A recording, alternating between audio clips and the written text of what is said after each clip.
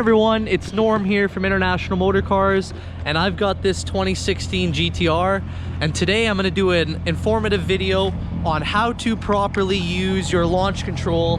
in an R35 GTR. Now, first and foremost, you should make sure that you have a properly serviced car with good tires, good road conditions, and obviously you're doing this in a safe environment with no traffic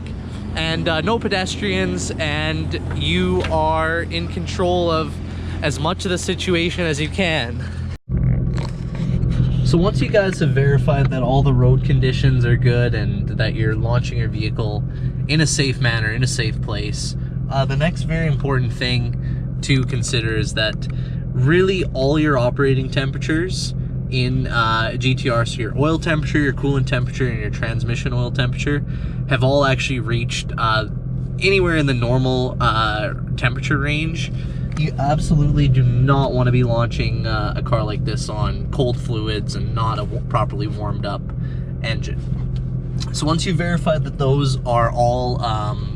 in the normal operating temperature range, you're going to go down here to where your transmission, suspension, and traction buttons are, and you're going to hold these up for about 2 or 3 seconds, just the suspension and the traction button, and put those into R mode.